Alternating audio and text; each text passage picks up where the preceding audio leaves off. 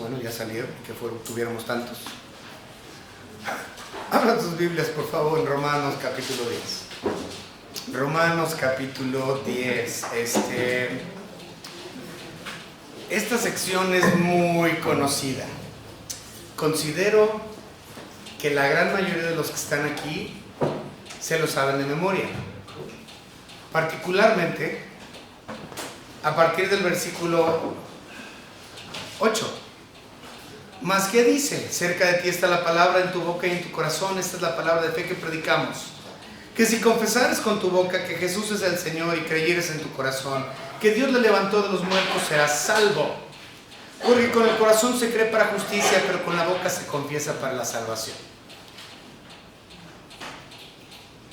Creo que todos los que están aquí lo saben, aparte de los niños muy pequeños, posiblemente todos.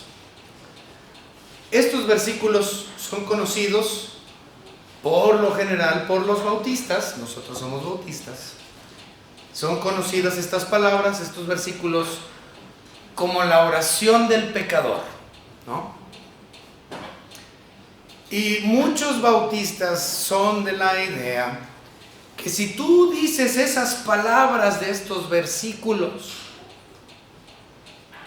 eres salvo. Que estas son las palabras mágicas que llevan a la salvación de tu alma eterna. Y básicamente así las usan.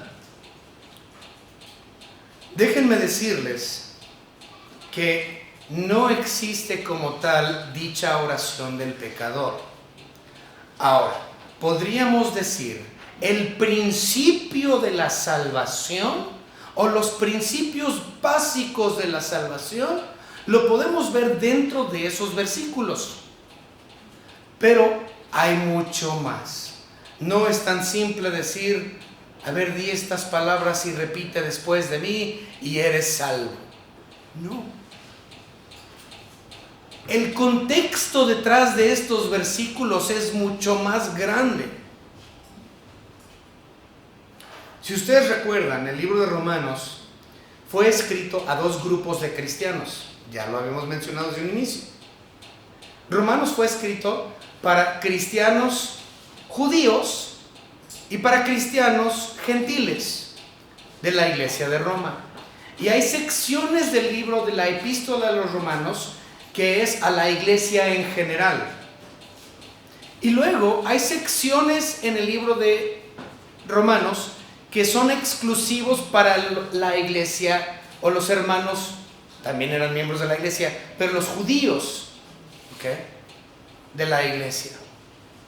Y lo que viene siendo Romanos 9, Romanos 10 y Romanos 11, estos tres capítulos, tiene que ver con Israel. ¿Okay? Vamos a retomar otra vez, vamos a ver nada más los inicios de estos tres capítulos para que entiendan y vean realmente a quién está hablando.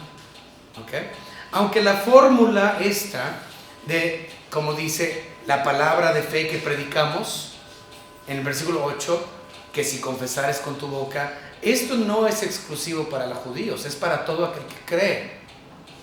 Pero los capítulos 9, 10 y 11 son específicos para ellos, aunque toda la iglesia gentil, la iglesia en general, que no es ni judía ni gentil, está compuesta de las dos, la iglesia pues, tenemos el privilegio de poder leer.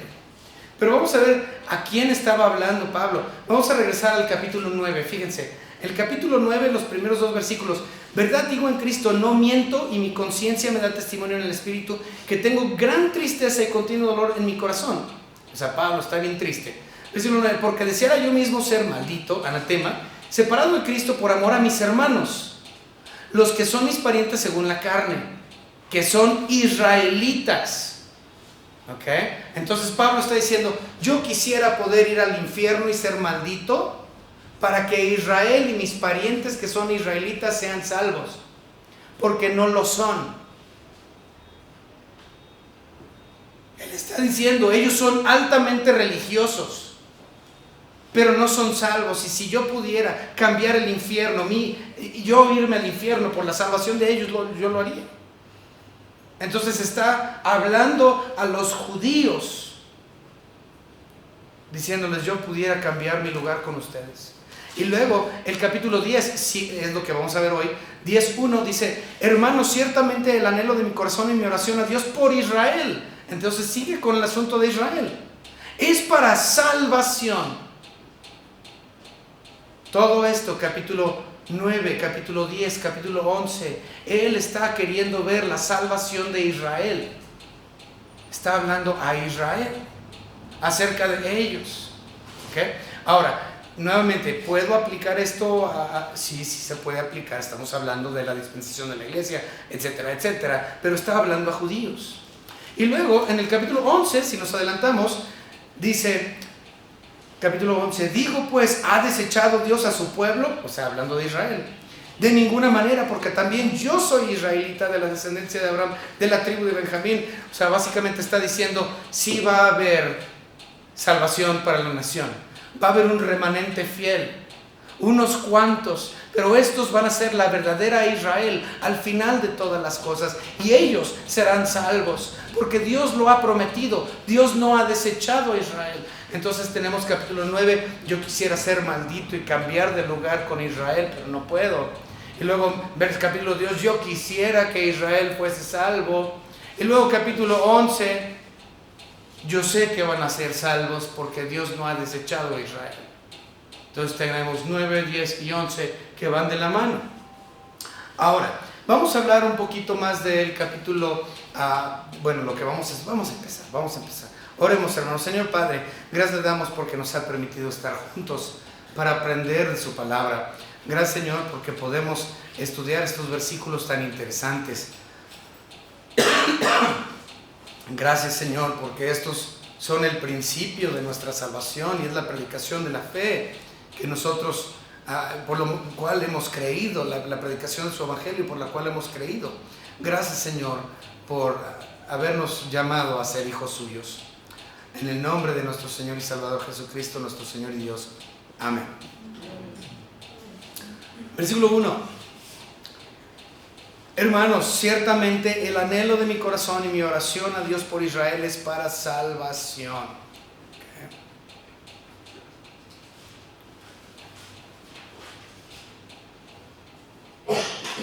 Versículo 2. Porque yo les doy testimonio de que tienen celo de Dios, pero no conforme a ciencia. Él está diciendo, los israelitas, altamente religiosos, muy religiosos,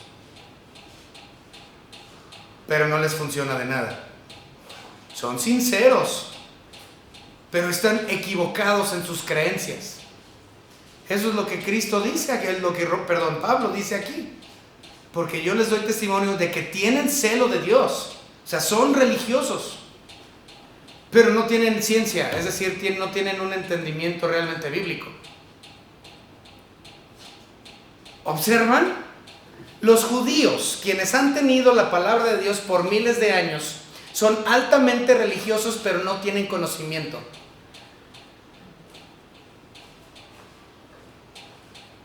Entonces, ¿por qué hay tantos aquí que dicen, me refiero a México y en el mundo, pues los judíos saben más? No, claro que los judíos saben mucho de la Biblia, llenos de conocimiento. A ellos se les dio primero. Y porque se les dio primero, saben más. Entonces me voy a judaizar. Pero aquí es lo que dice Pablo. Son altamente religiosos, celosos. Yo doy testimonio de que esto es cierto, pero no saben nada. ¡Wow! Entonces, ¿por qué hay tantos siguiendo a judíos cuando el mismo Pablo dice que son unos ineptos? ¿Okay? Entonces, desde el versículo 2 vemos que hay un problema. ¿Y cuánta gente religiosa hay? Realmente, sí, genuinamente sincera a su religión, pero totalmente incrédula, sin un entendimiento de la verdad. Versículo 3. Porque ignorando la justicia de Dios y procurando establecer la suya propia, no se han sujetado a la justicia de Dios. En otras palabras, ellos estaban siguiendo su propia ley y realmente no la ley de Dios. y ellos pensaban que estaban siguiendo la ley de Moisés, pero ni siquiera la ley de Moisés era importante en su vida, porque esta no los va a llevar a la salvación. Es interesante que todo esto lo hablamos en la mañana desde la escuela dominical, y continuamos con este asunto hoy, ahorita en la tarde. En otras palabras, los judíos, recuerden, tenían la primer ley que fue dada en Éxodo. Luego tenemos la segunda ley, que es Deuteronomio, es lo que significa Deuteronomio, segunda ley. Y luego tenían las leyes orales, que son totalmente basura, pero esas son las que terminaron siendo posteriormente el Talmud y el Mishnah, ¿ok? Los judíos estaban llenos de leyes a diestra y a siniestra.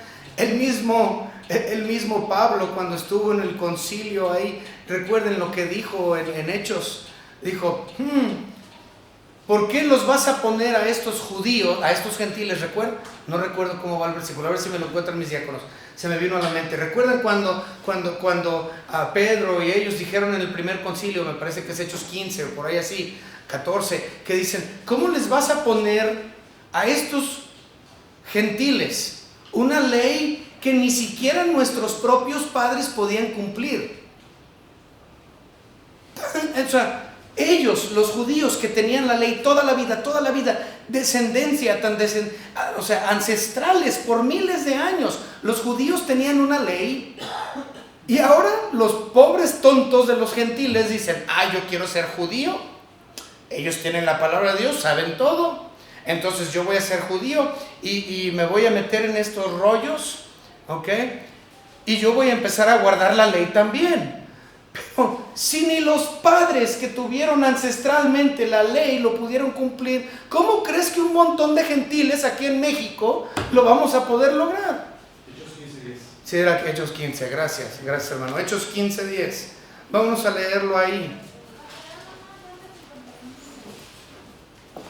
Hechos capítulo 15 y versículo 10, en el primer concilio, dice: ahora pues, ¿por qué tentáis a Dios poniendo sobre la cerviz de los discípulos un yugo que ni nuestros padres ni nosotros hemos podido llevar? Antes creemos que por la gracia del Señor Jesús seremos salvos, al igual modo que ellos. O sea que olvídate de los judíos básicamente y de su conocimiento muy ignorante de la Biblia. Son celosos, religiosos, pero no conforme a ciencia. Es lo que dice claramente. Y luego, si tú piensas que vas a entrar al judaísmo, eso implica que tienes que guardar leyes que ni los mismos judíos podían guardar. ¿Cómo pretendes tú llevarlo a cabo?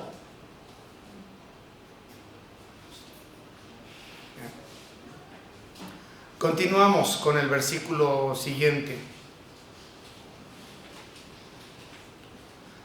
Porque ignorando la justicia de Dios y procurando establecer la suya propia, no se han sujetado a la justicia de Dios.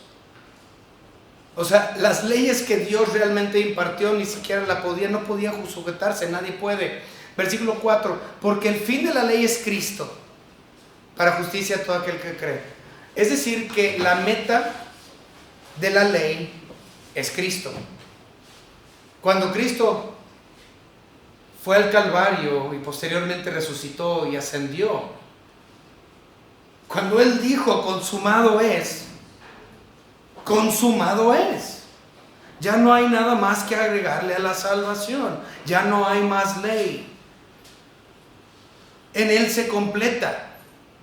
Y algunos dirían, ahí está hablando de la ley, porque tuve una persona hace unos años que me empezó a decir, oye, pero ahí está hablando de la ley oral, ahí está hablando del Mishnah, ahí está hablando del Talmud, y esos no valen, esos no importa, ahí está hablando de eso. Y le dije, no, ahí no está hablando ni del Mishnah ni del Talmud, está hablando de la ley dada por Dios a Moisés. ¿Y cómo es eso? Pues por el siguiente versículo. Porque de la justicia que es por la ley, Moisés escribe así.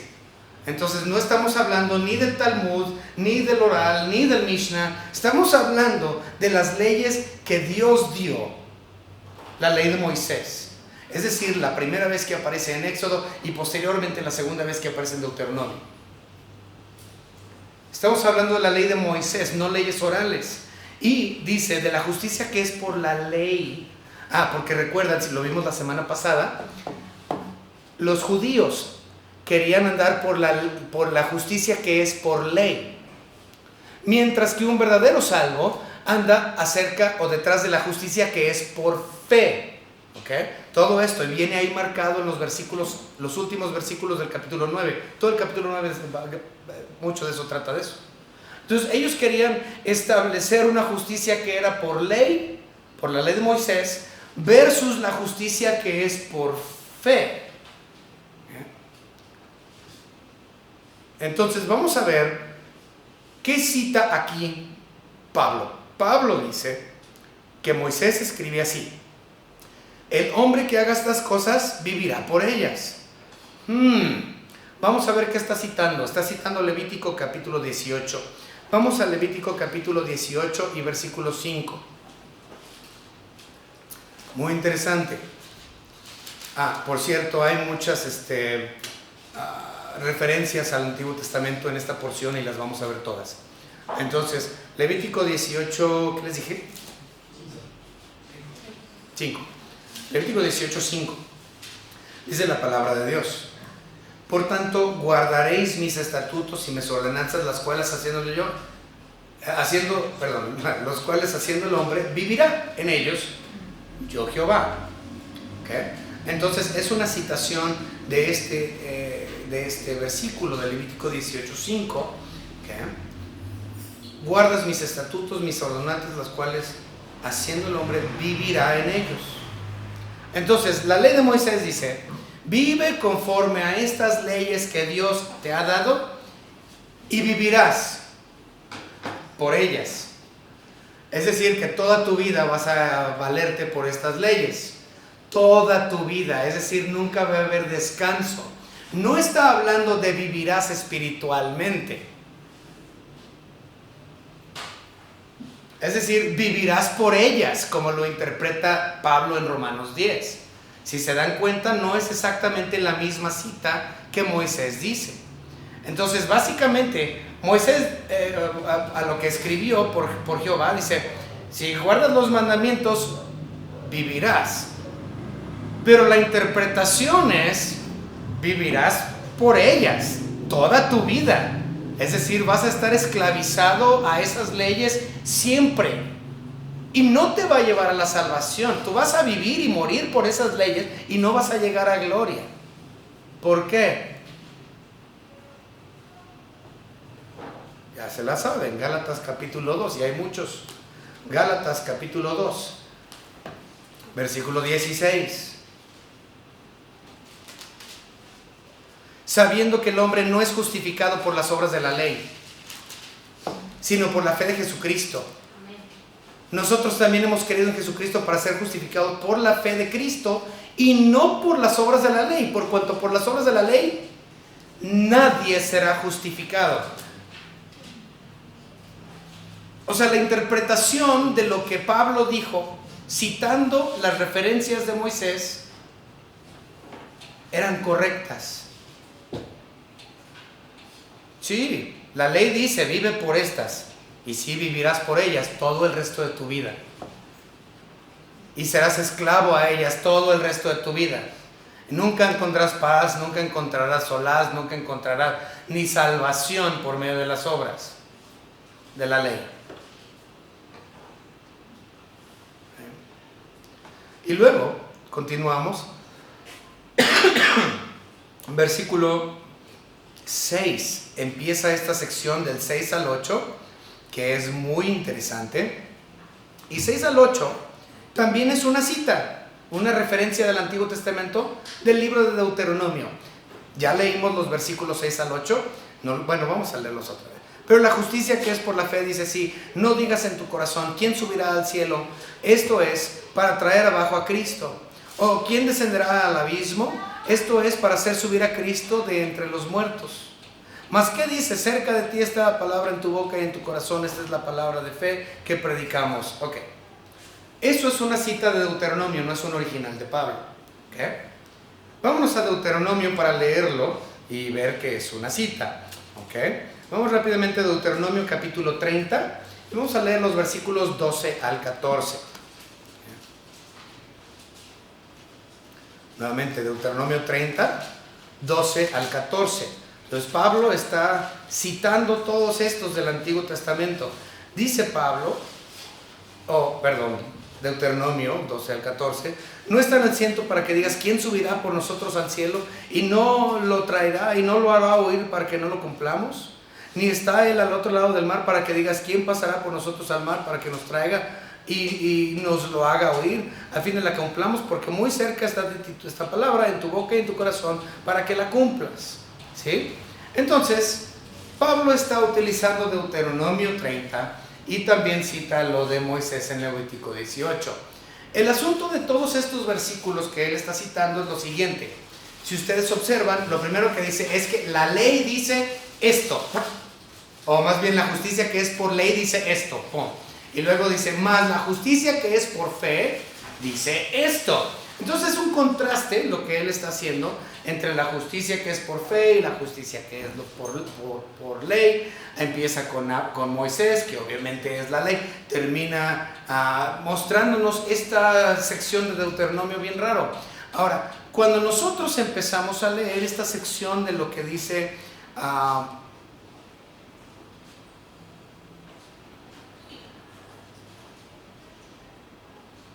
el versículo 5, cuando leemos el versículo 5, que es por la ley de Moisés, escribe así, el hombre que haga estas cosas vivirá por ellas, es imposible. Nadie puede, es una imposibilidad ir a la salvación por medio de la ley. Es completamente imposible, no hay nada que tú puedas hacer, porque no hay justo ni a uno, no hay quien entienda. Todos se desviaron, todos somos pecadores, entonces nadie puede cumplirlo, es una imposibilidad. Entonces decir, vas a ir al cielo, tienes que hacer cosas imposibles y sobrehumanas, superhumanas. Tienes que hacer cosas sobrenaturales. Si vas a seguir la ley, tienes que obrar de forma sobrenatural porque es imposible. Ahora, a partir del versículo 6 a 8, que ya vimos que es de Deuteronomio, la idea es una imposibilidad. En Deuteronomio la idea es la siguiente. ¿Cómo puedo yo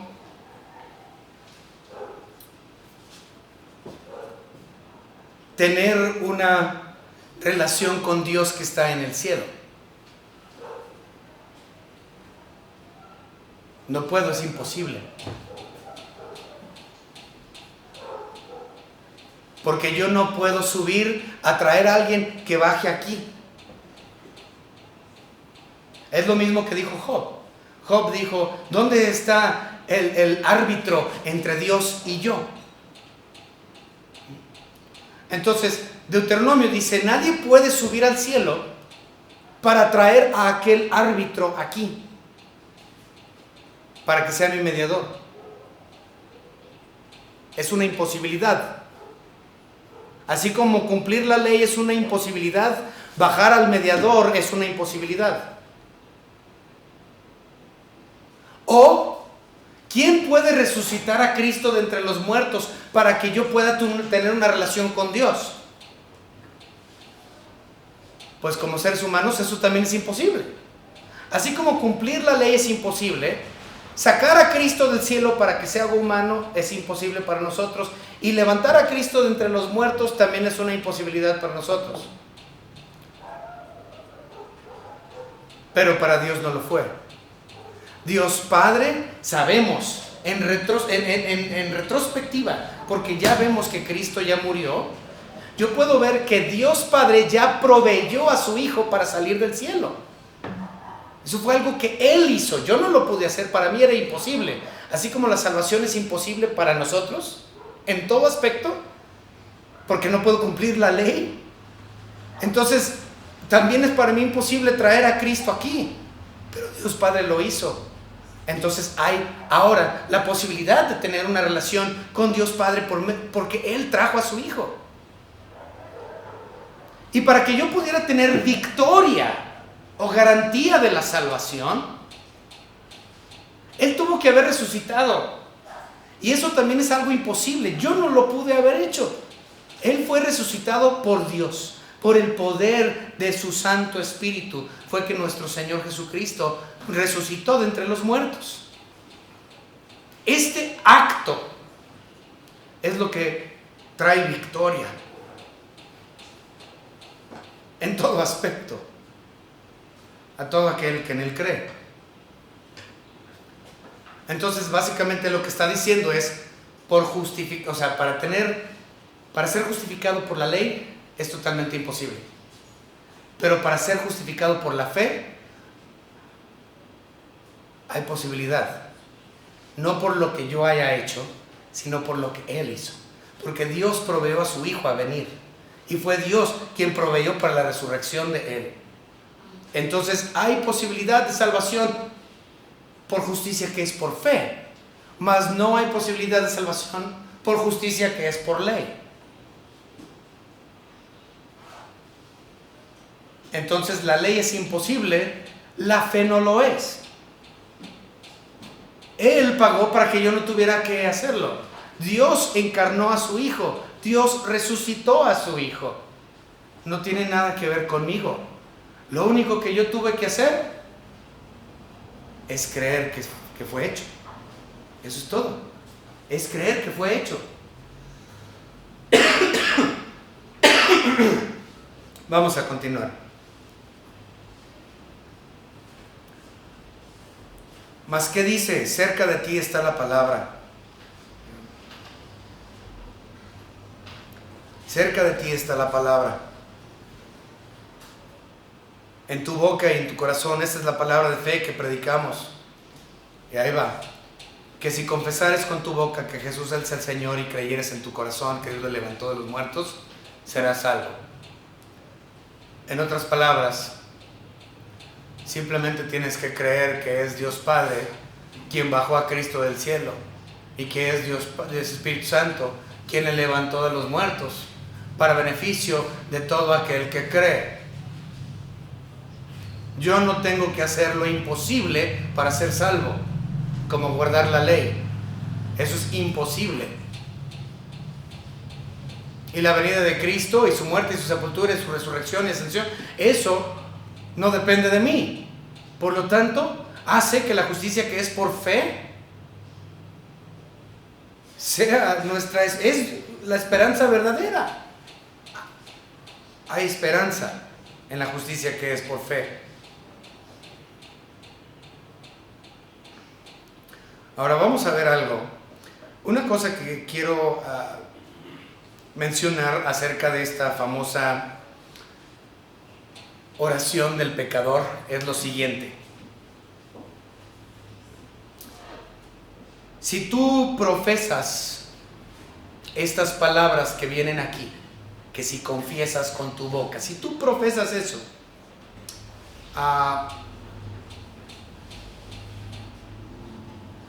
no es necesariamente una garantía de salvación. Déjenme explicarles lo que estas palabras realmente significan. Esas palabras realmente son una confesión exterior de una fe interior. Ok, otra vez.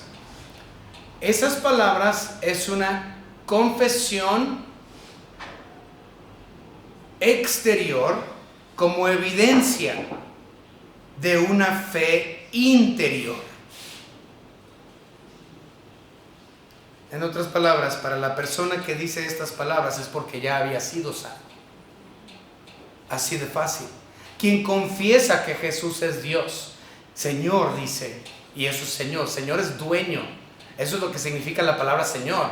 No simplemente Señor como el de la calle, el de la tiendita, el Señor el barrendero. No, Señor implica Él es mi dueño. Si tú llegas a confesar y entender que Jesús es Dios, que Él es tu dueño, que Él murió, fue sepultado y resucitó al tercer día conforme Él dijo, como las Escrituras mencionan, eso es una expresión de algo que ya ha ocurrido interiormente. Entonces no son palabras que te llevan a la salvación. Son palabras que tú confiesas porque ya eres salvo. Es muy diferente. No son palabras mágicas, di estas palabras y eres salvo. Otra vez, son la evidencia exterior de un cambio ya interior que previamente había llegado.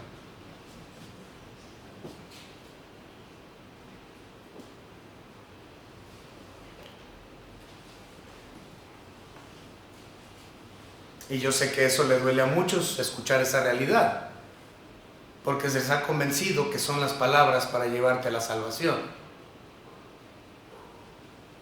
Pero eso no es lo que dice. Simplemente dice cree. Y si confiesas es porque ya has creído.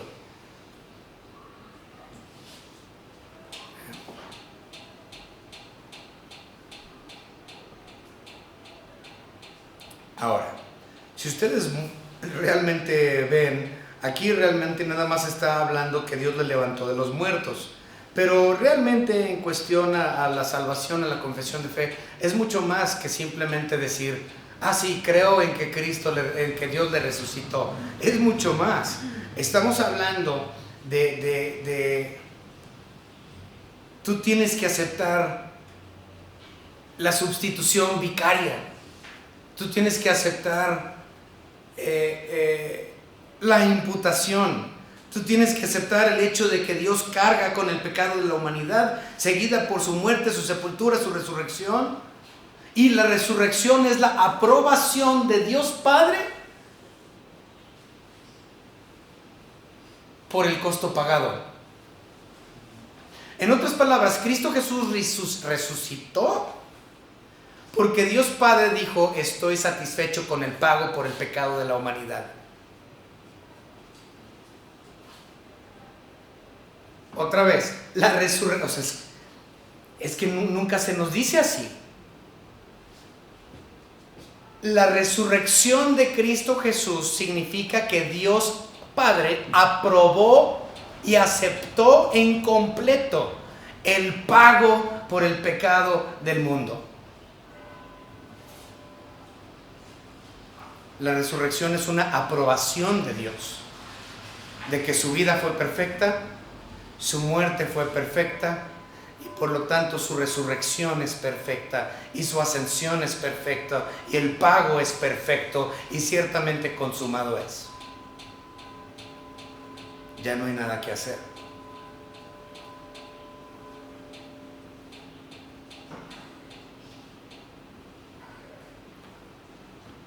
Luego, dice el versículo 11, pues la escritura dice,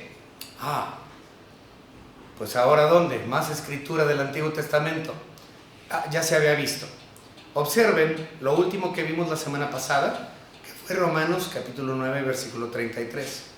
Dice, como está escrito, he aquí pongo en Sión piedra de tropiezo y roca de caída.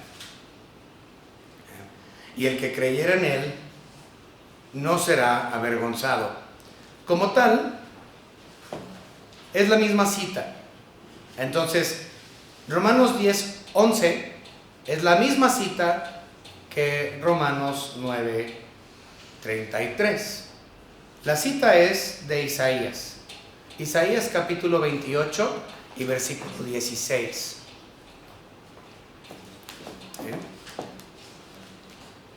Isaías capítulo 28, versículo 16. Fíjense lo que dice la Biblia. Por tanto, Jehová el Señor dice así, he aquí que yo he puesto en Sión por fundamento una piedra probada, angular, preciosa, de cimiento estable. El que creyere, no se apresure. ¿Ok?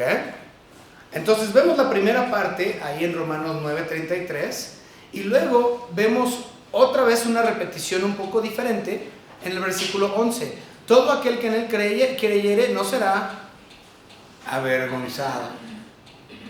Hay un poco de cambio entre lo que dice Isaías y lo que dice en su cita Pablo. Pero aquí la palabra avergonzado implica en el final de los días, en el tiempo del juicio. Quien haya creído en Cristo Jesús como su único y propio Salvador, no será avergonzado delante del Padre y tendrá una vida eterna a un lado junto con su Señor y Dios. Mientras que una persona que anda según la justicia que es por ley y no por fe, no va a terminar en gloria. Él será juzgado y será avergonzado. ¿Por qué avergonzado? Bueno, ahí lo dice el versículo 2 del 10. Porque son personas con mucho celo de Dios, pero no conforme a ciencia. Entonces, cuando llegue el último día, el momento del juicio, serán avergonzados, porque habrán creído que su salvación y su fe y todo depende de sus leyes y su ritualismo, sus leyes de hombres y no conforme a lo de Dios. Serán avergonzados en ese último día, porque verán realmente lo tonto, lo ignorante que fueron. Últimamente serán lanzados al lago de fuego a causa de ese orgullo que posteriormente los lleva a una vergüenza absoluta. Luego el versículo 12, porque no hay diferencia entre judío y griego, pues el mismo, que es el Señor de todos, es rico para todos los que le invocan. En otras palabras, me importa poco lo que crea un judío. En su mayoría son ignorantes, dice Pablo. No saben, no tienen ciencia. Y dice, y aquí, pues, ¿qué los hace más importante que yo? Dice, no hay diferencia entre judío y griego. Entonces, ¿por qué como gentil voy a buscar las barbaridades estas que hacen los judíos? Bola de ignorantes, sin ciencia, sin conocimiento alguno. Celosos, sí, religiosos, sí, con rumbo al infierno. Entonces, quien realmente es salvo, sin importar si es judío, si es griego, si es mujer, si es hombre, si es rico, si es pobre, si es académico, si es analfabeta. Cualquiera que sea el caso, yo no pongo mi vista en ningún hombre o en ningún grupo de hombres como en el caso de los judíos. Ellos no son más importantes que nosotros, ni tienen más conocimiento que nosotros, ni cercas. Sí, a ellos se les dio la palabra miles de años antes que nosotros, es cierto, pero no les sirvió de absolutamente nada, porque andaban conforme a la justicia que es por ley y no la justicia que es por fe, y se mantuvieron y se mantienen en ignorancia absoluta. A partir del versículo 14, que vamos a ver la próxima semana, vamos a ver precisamente eso, que ellos tenían gran ventaja. De hecho, Pablo ya había hablado acerca de la ventaja que tenían los judíos, porque se les dio primero, pero esa ventaja no implicó nada, porque no tenían a Cristo. Por lo tanto, siguen igual de perdidos. Luego dice el versículo 13, porque todo aquel que invocar el nombre del Señor será salvo. Eso es todo. Cree en el Señor Jesucristo y será salvo. El que tiene el Hijo tiene la vida, el que no tiene el Hijo de Dios no tiene la vida. El que cree no es condenado, el que no cree ya ha sido condenado porque no ha creído. Tienes que conocer al Hijo para conocer al Padre. ¿Quieres verlo a Él? Por medio de su Hijo Jesucristo. No hay otra manera. La salvación es por la justicia que es por fe y no por la justicia que es por ley. Espero que esto ha sido buen recordatorio y que entiendan que lo importante es simplemente Él. Él. Nada más importa. Vamos a orar. Señor Padre, gracias le damos porque nos ha permitido estudiar esta sección acerca del judaísmo, la salvación que ellos hasta este momento no han comprendido. Pero sabemos, Señor, porque ya lo vimos en la Biblia y lo vamos a ver en el capítulo 11, que sus promesas, Señor, es que usted no ha terminado con Israel. Un día la nación será salva. Pero en este tiempo, gracias, Señor, porque usted nos ha extendido esta salvación. Porque ciertamente somos indignos. No teníamos el verdadero Dios, los gentiles. No buscábamos al verdadero Dios.